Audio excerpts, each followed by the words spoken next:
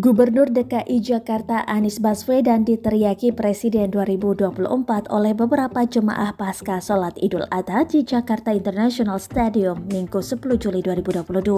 Sayup-sayup teriakan Anies Baswedan menggema setelah acara sholat Idul Adha di Jakarta International Stadium selesai. Dilansir dari tribunnews.com mengenai hal itu, pengamat politik Ujang Komarudin menganggap teriakan Anies Baswedan Presiden ialah peristiwa yang wajar.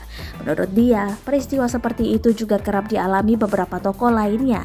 Itu kan hal yang biasa saja, hal spontanitas saja bagi siapapun.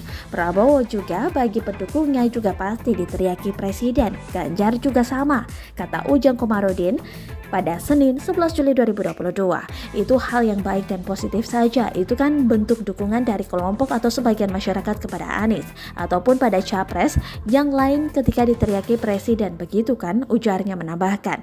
Dosen Universitas Al-Azhar Indonesia ini menganggap fenomena itu juga sebagai dinamika politik yang sedang dihadapi Gubernur DKI Jakarta ini. Terlebih, hanya beberapa tahun saja pemilu serentak bakal digelar di tanah air. Dinamika politik yang sedang berkembang juga punya plus minus buat mantan Menteri Pendidikan dan Kebudayaan ini. Kata Ujang, pertimbangan Anies melanggang ke Republik Indonesia atau RI 1 pun punya banyak aral melintang, di antaranya elektabilitas, kesediaan partai politik hingga koalisi partai.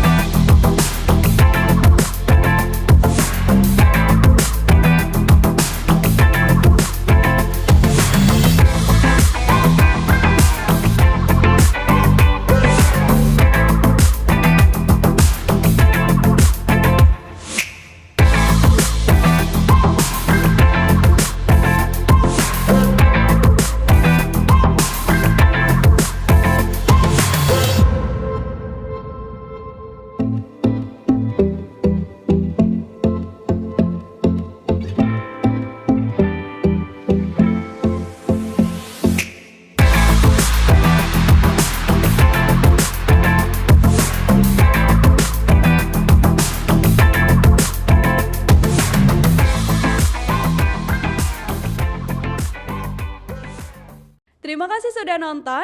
Jangan lupa like, subscribe, dan share ya.